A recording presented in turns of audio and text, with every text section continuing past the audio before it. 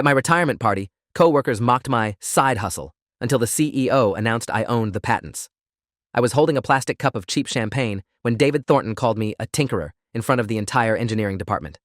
The word hung in the air like a slap, and the laughter that followed felt like 50 individual punches. This was my retirement party. After 33 years at Quantum Dynamics, this was how they were sending me off. David stood near the cake with my name misspelled on it, grinning like he'd just delivered the punchline of the century. Seriously, everyone, Leonard's been playing in his garage for decades while the rest of us did actual work. More laughter. I watched Amy Westbrook from accounting literally wipe tears from her eyes. My hand shook slightly, champagne rippling in concentric circles that reminded me of seismic readings. Nobody knew that in my messenger bag, tucked between retirement cards I'd never open, were documents that would detonate this entire room. But I wasn't ready to pull the pin yet. I wanted to see how far they'd go. The mockery had started exactly 3 weeks earlier, though the contempt had been building for years. I'd been working at Quantum Dynamics since 1992, back when the company occupied a single floor in a rundown office park, and our biggest contract was designing circuit boards for medical equipment.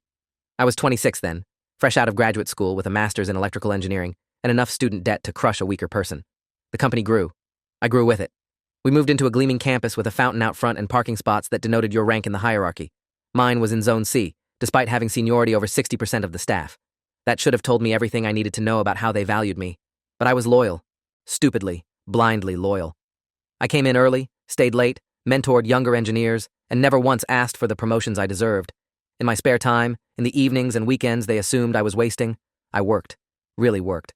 My garage became my laboratory, my sanctuary, the place where I didn't have to pretend my ideas were too complicated or too ambitious.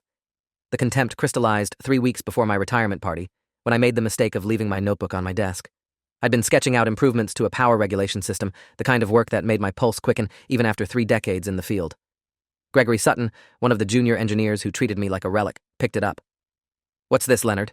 Still playing inventor?" His tone was patronizing, the way you'd talk to a child showing you a crayon drawing. I reached for the notebook, but he held it higher, flipping through pages covered in equations and circuit diagrams. "Oh man, this is adorable. Guys, come look at Leonard's little hobby." 4 other engineers clustered around, including Natasha Kim, who I'd personally trained when she started. They weren't reading the actual content, just mocking the existence of it. "Does your wife know you're cheating on her with your calculator?" Gregory laughed at his own joke. I finally snatched the notebook back, my face burning. "It's just something I work on," I muttered. The damage was done.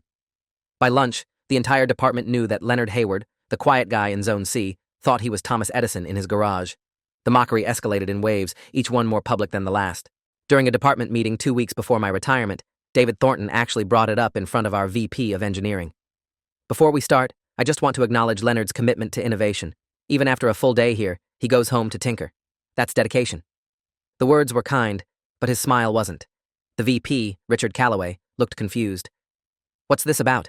David explained with theatrical enthusiasm how I spent my personal time playing with circuits and dreaming up inventions.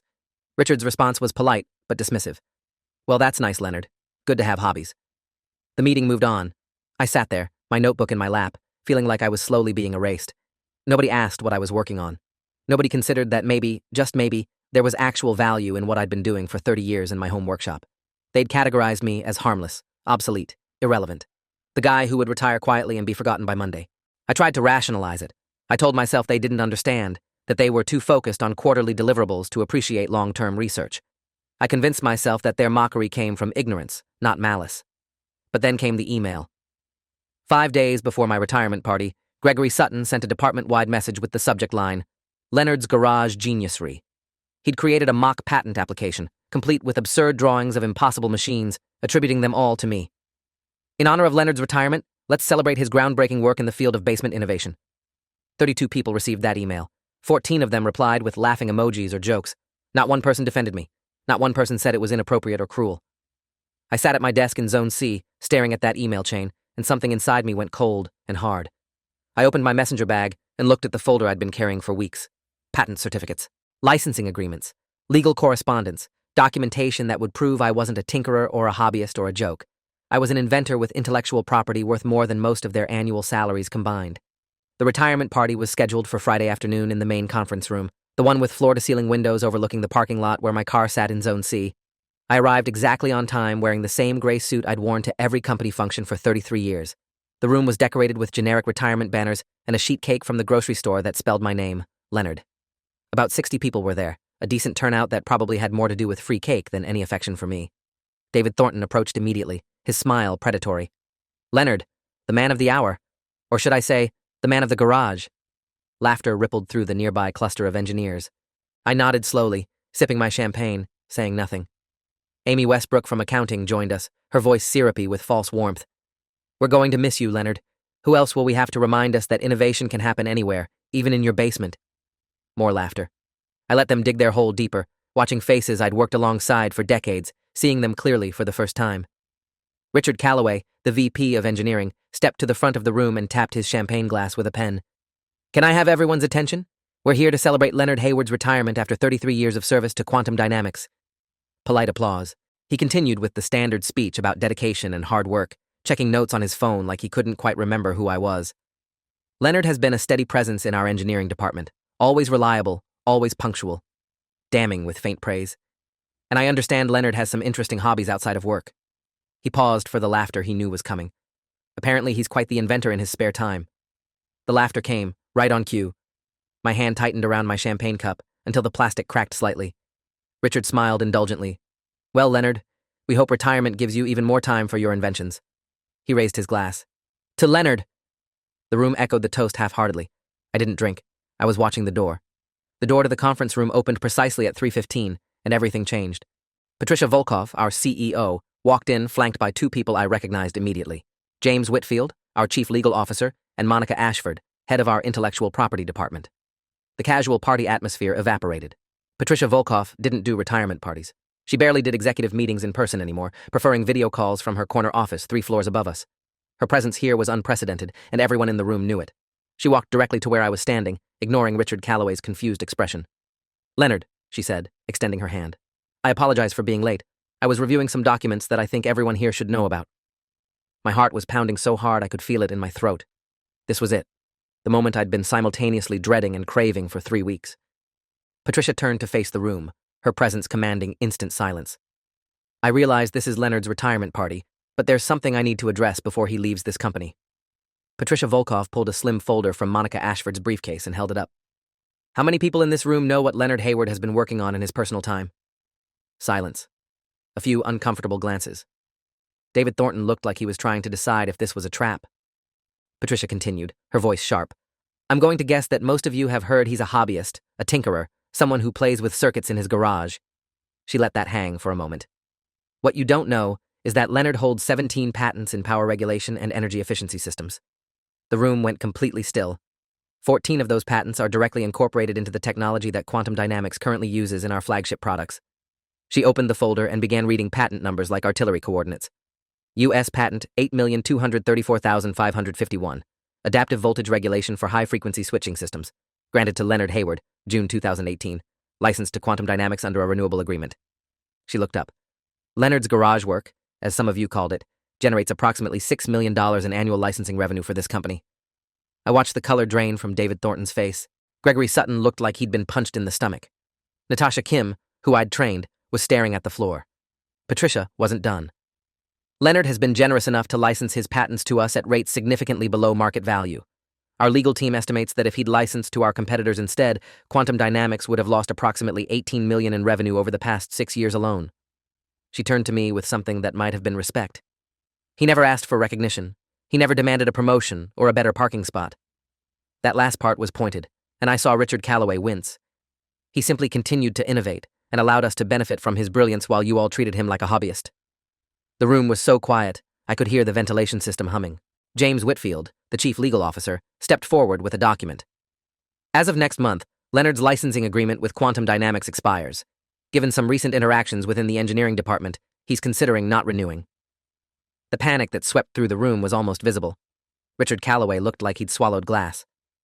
"Leonard, surely we can discuss this." His voice had lost all its patronizing warmth.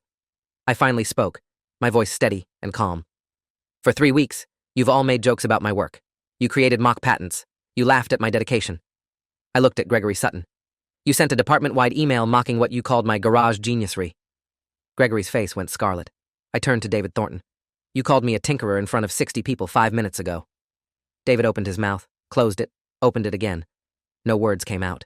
I continued, pulling documents from my messenger bag, the ones I'd been carrying like loaded weapons.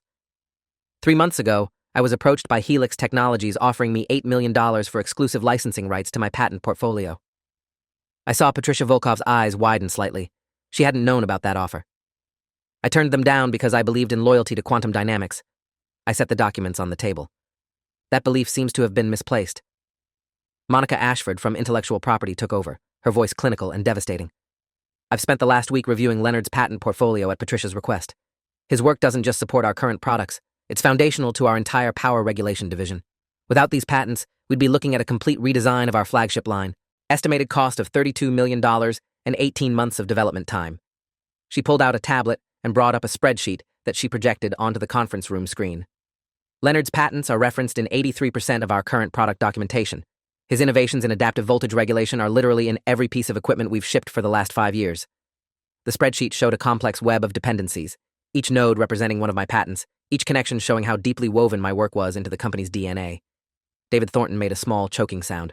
The reality was crushing him visibly. Everything he'd built his career on, every product launch he'd claimed credit for, was supported by the work of the man he'd spent weeks mocking. James Whitfield laid out the legal implications with the precision of a surgeon making an incision. Leonard owns these patents outright. His employment contract with Quantum Dynamics, which I've reviewed extensively, explicitly states that work done outside of company time and without company resources remains the intellectual property of the employee. He adjusted his glasses, looking directly at Richard Calloway. Leonard was extremely careful about this.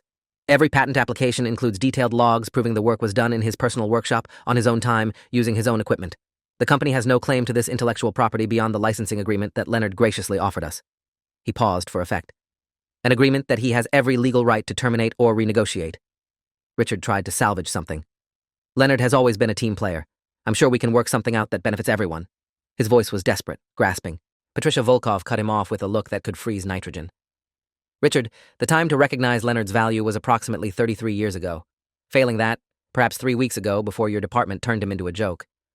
I pulled out the final document, the one I'd been debating whether to use. It was the email chain about Leonard's garage geniusry that Gregory had circulated. I'd printed it out, all 14 pages of mockery and jokes. I want everyone to understand something, I said quietly. For 33 years, I came to this company and did my job. I never complained about being passed over for promotions. I never demanded recognition. I found fulfillment in my work, both here and at home. I held up the email chain. But 3 weeks ago, this department decided that my life's work was worth mocking. Not just privately, but in official company communications. I looked at Gregory Sutton, who looked like he wanted to dissolve into the floor. You created a fake patent application and distributed it to 32 people as a joke. Gregory's voice was barely a whisper. Leonard, I'm so sorry. I didn't know. I thought you were just... He stopped, realizing that finishing that sentence would only make it worse. I nodded slowly. You thought I was just what? A harmless old man playing pretend? Someone whose work was so insignificant it was funny? The silence that followed was broken by Amy Westbrook, the woman from accounting who'd laughed so hard she cried. Leonard, we all feel terrible. If we'd known... I cut her off. If you'd known I had patents worth millions, then you wouldn't have mocked me. That's not the defense you think it is, Amy. What about all the other people in this company who work on projects you don't understand?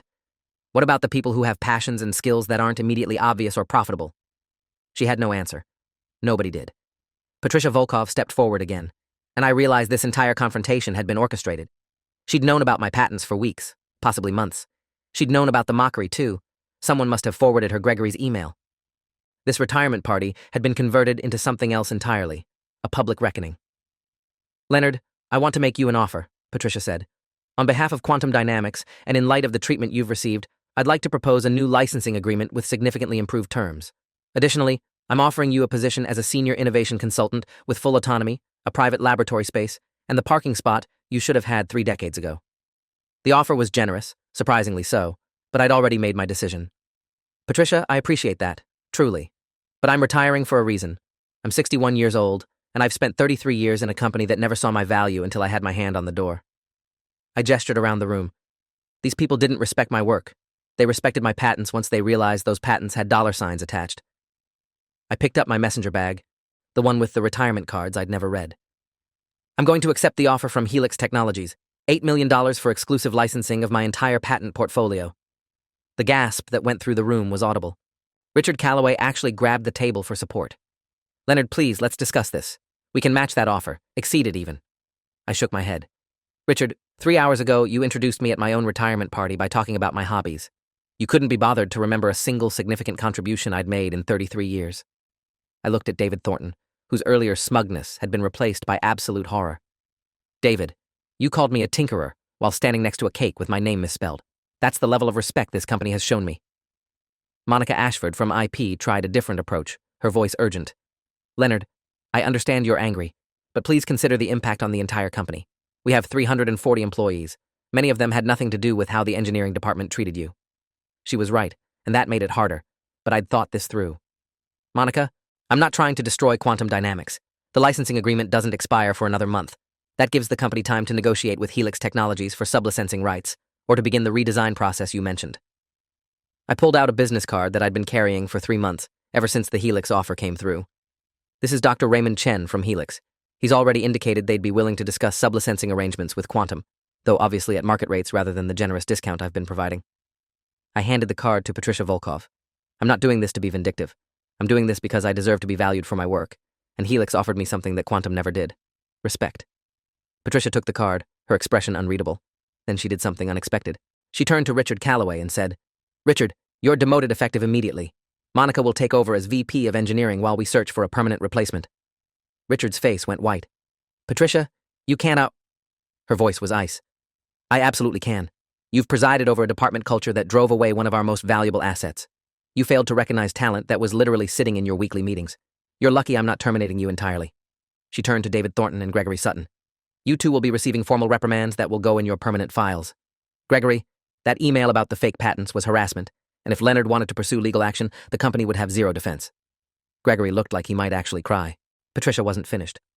Additionally, I'm implementing a mandatory training program for the entire engineering department on professional conduct and intellectual property awareness. If this is how you treat your colleagues, I shudder to think how you handle external partnerships. I watched this corporate decimation with mixed feelings. Part of me felt vindicated, seeing these people face consequences for their cruelty, but another part of me just felt tired and sad. This was my retirement party, the end of 3 decades of my life, and it had become a battlefield. Patricia, I appreciate what you're trying to do, but this doesn't change my decision. I'm still accepting the Helix offer. I looked around the room one last time. I want you all to understand something. The work I did in my garage wasn't a hobby. It wasn't me playing pretend scientist. It was real research, real innovation, and it had real value. The fact that you couldn't see that says more about your limitations than mine. I picked up the retirement cake with my name misspelled on it. I'm taking this, though.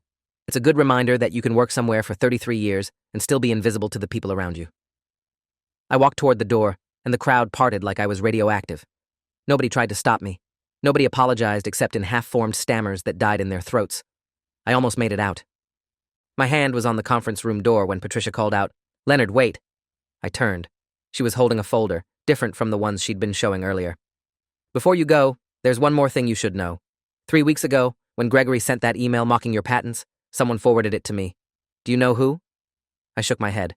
I'd assumed someone from HR had flagged it as harassment. It was Natasha Kim. I looked at Natasha, who was standing near the back of the room, her eyes red. Patricia continued. Natasha came to my office and told me that the department had been systematically undervaluing you for years. She provided documentation of times you'd been passed over for promotions, ignored in meetings, and excluded from projects despite having the most relevant expertise. Natasha stepped forward, her voice shaking. Leonard, I'm so sorry. I should have said something years ago. You trained me when I started, you mentored me, and I repaid that by going along with everyone else. When I saw Gregory's email, I realized how toxic it had gotten. I couldn't stay silent anymore. I didn't know what to say. Of everyone in this room, Natasha's betrayal had stung the most because I genuinely cared about her development as an engineer. Knowing she'd tried to make it right didn't erase the years of silence, but it complicated my anger. Natasha, I appreciate you coming forward. I do. But why didn't you speak up earlier? Why did it take a cruel email for you to realize something was wrong? She had tears streaming down her face now. Because I was a coward. Because I wanted to fit in with David and Gregory and the rest of the team. Because standing up for you would have made me a target too. She wiped her eyes. That's not an excuse. It's just the truth. I failed you, and I failed myself. She pulled out an envelope from her bag. I wrote this 3 weeks ago after I talked to Patricia. It's my resignation letter. I can't work in a department that treats people this way. I took the envelope, surprised by the weight of it. Inside was a handwritten letter, 3 pages long, detailing every instance she could remember of me being undervalued or dismissed. It was damning and specific and clearly written with genuine remorse. Patricia spoke again, her voice softer than before. Leonard, I've been CEO of Quantum Dynamics for 8 years. In that time, I've reviewed hundreds of employees, thousands of projects, and I've developed a sense for when something isn't right. When Natasha brought me that email and her documentation, I started digging deeper. What I found was systemic failure at multiple levels of management. She pulled out a different folder, this one thick with papers. You were nominated for senior engineer 3 times. All 3 times, Richard Calloway blocked the promotion, citing budget concerns. Meanwhile, he approved promotions for 7 other engineers with less seniority and fewer contributions. She flipped through pages. You submitted 18 proposals for advanced research projects over 15 years. Every single one was rejected as not aligned with current priorities. She looked directly at Richard, whose face had gone from white to gray. Meanwhile, the engineering department pursued multiple projects that ended up abandoned or over budget. I felt something like vindication mixed with fury. I'd suspected some of this, but having it laid out so clinically was different. I set down the retirement cake and took the folder from Patricia. The documentation was extensive. Emails where Richard had dismissed my proposals with barely a glance, budget reports showing money allocated to projects that produced nothing while my research requests were denied, performance reviews where my contributions were described as adequate despite clear evidence of excellence. There were also comparison charts showing that engineers I'd trained had been promoted past me within 5 years while I remained static. This is 33 years of being systematically ignored, I said quietly, flipping through pages. Patricia nodded. It is, and it's grounds for several discrimination lawsuits if you choose to pursue them. She paused. But more importantly, it's evidence that Quantum Dynamics failed you in every way an employer can fail an employee. I can't undo that damage with an apology or a new job offer or even with firing Richard. She looked around the room. What I can do is make sure this never happens to anyone else. I'm implementing a complete review of our promotion and project approval processes. I'm bringing in external consultants to audit the engineering department for bias and favoritism. And I'm creating an innovation incubator program where any employee can submit proposals directly to my office, bypassing department politics. If you are enjoying this story already, please subscribe to see more stories like this. It was too little, too late for me, but I appreciated the gesture.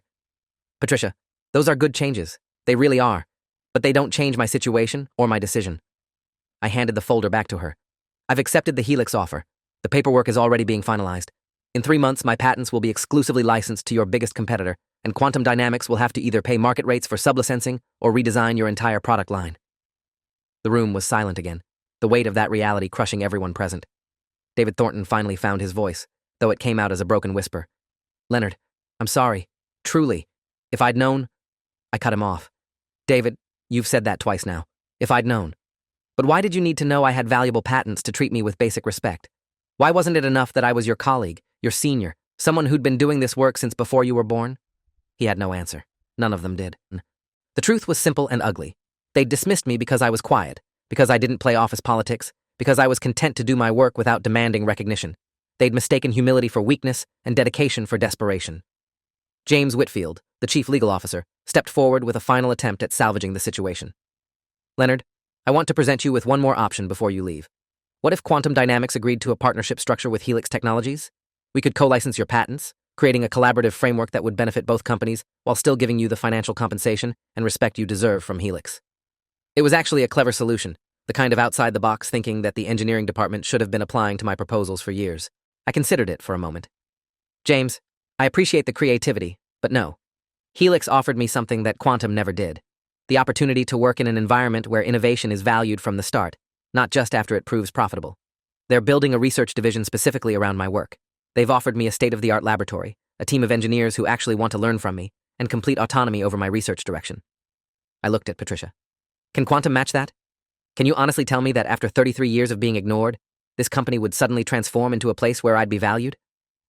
Patricia was silent for a long moment, and I respected her for not making false promises. Finally, she said, No, I can't promise that. Corporate culture doesn't change overnight, and the damage done to your trust in this company is likely permanent. She extended her hand. What I can promise is that we'll honor the remaining month of your licensing agreement, we'll negotiate in good faith with Helix for sublicensing rights, and we'll ensure that the people who mocked you face appropriate consequences. I shook her hand. That's all I can ask for. I turned to leave for the second time, and this time, I didn't stop. As I walked down the hallway with my misspelled retirement cake, I could hear the explosion of voices behind me in the conference room, the recriminations and panic and desperate planning. I felt lighter than I had in years. The weight of loyalty to a company that had never valued me was finally gone. The parking lot was half empty, the late afternoon sun casting long shadows across the pavement. My car was in Zone C, where it had always been, surrounded by empty spaces designated for executives who parked closer to the door. I loaded the cake into my passenger seat and sat behind the wheel for a moment, looking back at the Quantum Dynamics building. 33 years, 3 decades of coming through those doors, sitting at that desk, attending those meetings where my voice was politely ignored. I thought about all the innovations I'd developed in my garage while they assumed I was wasting time. I thought about the patents that had quietly kept this company profitable while David Thornton took credit and Richard Calloway blocked my promotions. I thought about how close I'd come to just accepting the mockery, to convincing myself that it didn't matter, that I should be grateful for the steady paycheck and the retirement benefits. If Natasha hadn't forwarded that email to Patricia, if the CEO hadn't decided to intervene, I might have left quietly and let them continue using my work at bargain rates while treating me like a joke. But that wasn't what happened.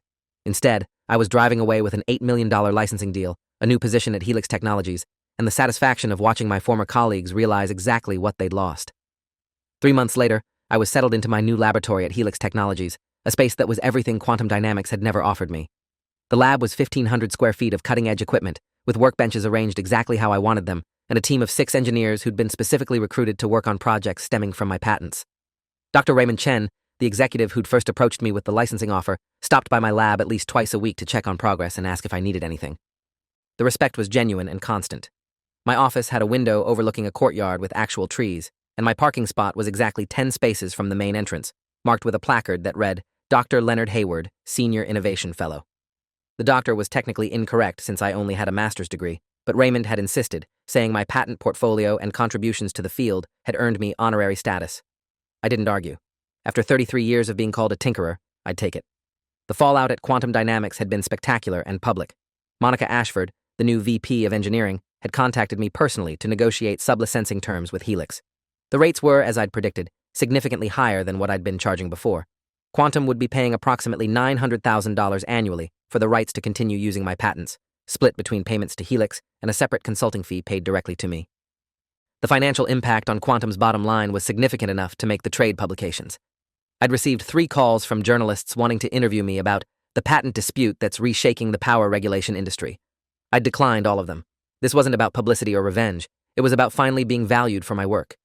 Richard Calloway, the former VP of Engineering, had been demoted to Senior Project Manager, a demotion that came with a 40% pay cut and the office that used to be mine.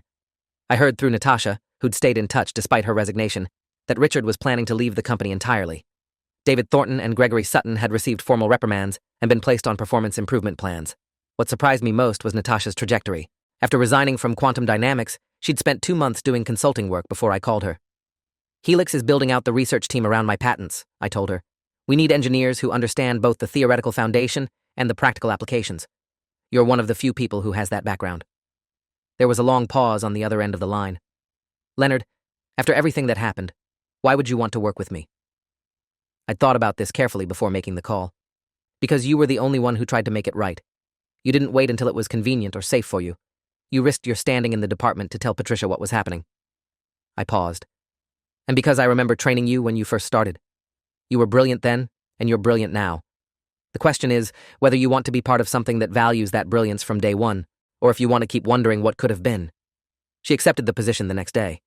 Having her in the lab was like getting back something I didn't know I'd lost, a colleague who understood my work and respected the process behind it. The patents that had caused so much chaos at Quantum Dynamics became the foundation of 3 new product lines at Helix Technologies. The first, an adaptive power regulation system for renewable energy applications, launched 6 months after I joined the company. The second, an advanced voltage management system for electric vehicle charging stations, was in beta testing. The third, which I was most excited about, was a novel approach to power distribution in data centers that could potentially reduce energy consumption by 30%. Each of these projects had a dedicated team, adequate funding, and most importantly, the institutional support to actually succeed. When I'd proposed similar projects at Quantum, they'd been dismissed as too ambitious or not commercially viable. At Helix, they were treated as the strategic priorities they actually were. Raymond Chen had said something during my first week that stuck with me. Leonard, we didn't license your patents just for the technology. We licensed them because you have a mind that sees problems differently than anyone else in this industry. That's not something you can buy or replicate. It's something you nurture and invest in. 6 months into my time at Helix, I received an unexpected visitor at my lab. Patricia Volkov, the CEO of Quantum Dynamics, had requested a meeting. I was curious enough to accept. She arrived at exactly 2 o'clock on a Wednesday afternoon, dressed in the same professional suit I remembered from my retirement party, but she looked tired in a way I hadn't seen before. We sat in my office, the one with the window overlooking the courtyard, and she got straight to the point. Leonard, quantum dynamics is struggling. The sublicensing costs for your patents, combined with the restructuring I implemented after your retirement, have put significant pressure on our margins. She pulled out a tablet showing quarterly financial reports. We're not going under, but we're losing ground to competitors, especially Helix. I sipped my coffee and waited for her to continue. I'm here to ask if there's any possibility of renegotiating the licensing terms. Not back to what they were before, but something that would give quantum breathing room while still fairly compensating you and Helix for the intellectual property. I set down my coffee and looked at Patricia directly. You want me to take less money so that quantum dynamics can remain competitive against the company that actually values my work? She had the grace to look uncomfortable. When you put it that way, it sounds worse than it is. But yes, essentially. I shook my head. Patricia, I appreciate you coming here and being honest about the situation. I do. But the answer is no. Quantum had 33 years to value my contributions. The company chose not to. Those consequences are playing out now, and they're appropriate. She nodded slowly, like she'd expected that answer but had to try anyway. I understand. For what it's worth, the changes I implemented at Quantum are making a difference. We've promoted 5 engineers who would have been overlooked under the old system. We've funded 6 research projects that Richard would have rejected. The culture is changing, slowly. I believed her, but it didn't change anything. That's good, Patricia, genuinely. I hope those changes stick and help the next Leonard who comes through Quantum's doors. But that's not my problem anymore. Patricia stood to leave, then paused at the door. I learned something from what happened with you, Leonard. I learned that talent is easy to miss if you're not actively looking for it. I learned that loyalty without recognition is just exploitation with a smile. And I learned that by the time you realize you've been undervaluing someone, it's usually too late to fix it.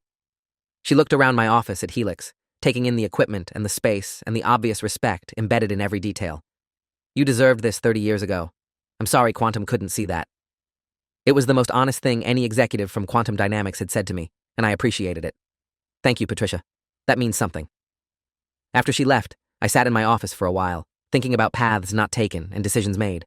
If I'd spoken up more forcefully at Quantum, demanded recognition, fought for promotions, would things have been different? Maybe. But I'd chosen a different path. Quiet persistence, loyalty to my work, if not to the institution, and the belief that quality would eventually be recognized. I'd been wrong about that last part, at least within Quantum's walls. But being wrong about one company didn't mean being wrong about the value of the work itself. The story of my retirement party and the patent revelation had become something of an industry legend, one of those cautionary tales that got passed around at engineering conferences and MBA programs. I'd been asked to speak at 3 different universities about innovation, intellectual property, and workplace culture. I accepted one of those invitations at the school where I'd gotten my master's degree 38 years earlier. The lecture hall was packed with graduate students in engineering, business, and law. I stood at the podium, looking out at faces that reminded me of my younger self, and I told them the truth. For 33 years, I worked at a company that saw me as adequate, reliable, harmless, a steady presence who did his job and didn't make waves. I paused, letting that sink in. Meanwhile, in my garage, I was developing technology that would eventually be worth millions of dollars. The disconnect between how I was perceived and what I was actually capable of was total. And that disconnect existed because I allowed it to exist by not demanding recognition, and because the company culture was built to overlook people who didn't fit a certain mold. I told them about the email mockery, the retirement party confrontation, and the decision to license my patents elsewhere. The lesson isn't that you should wait 33 years to stand up for yourself, I said. The lesson is that your value isn't determined by whether other people recognize it. Your value is intrinsic to the quality of your work and the integrity of your process.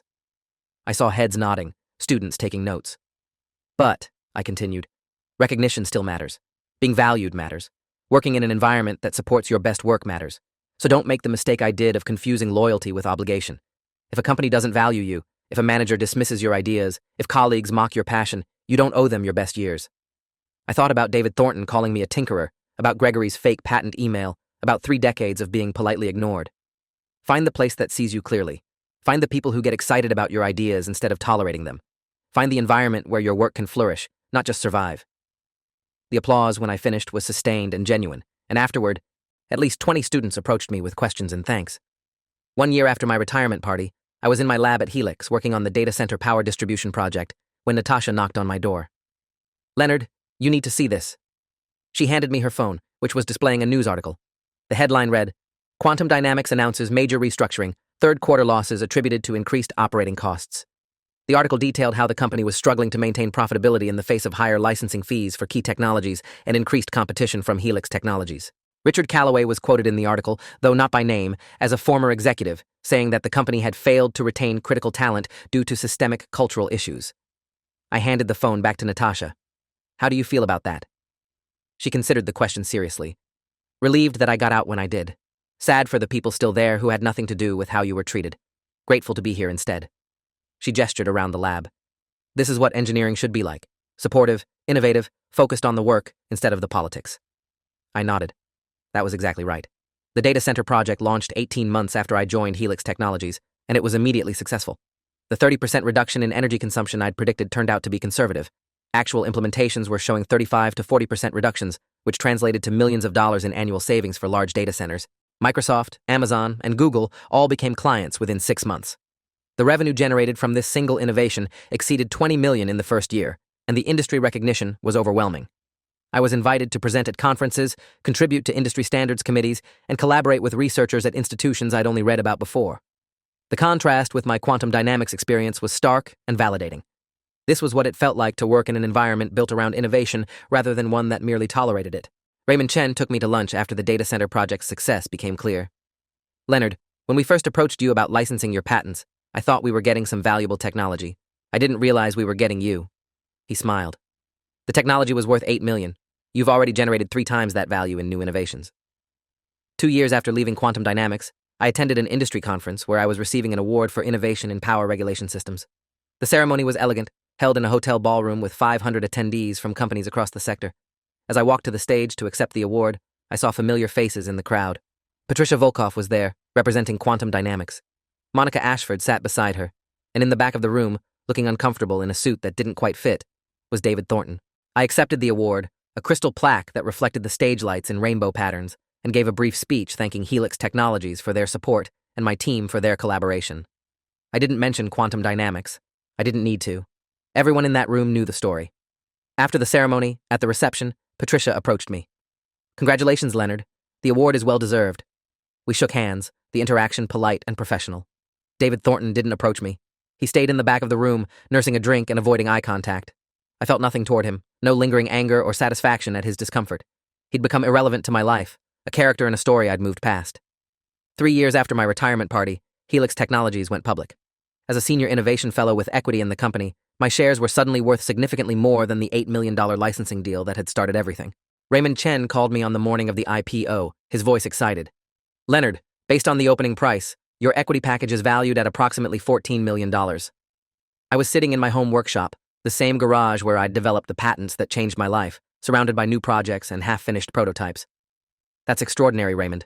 Thank you for building a company where this kind of success is possible. He laughed. Thank you for being the kind of innovator who makes it inevitable.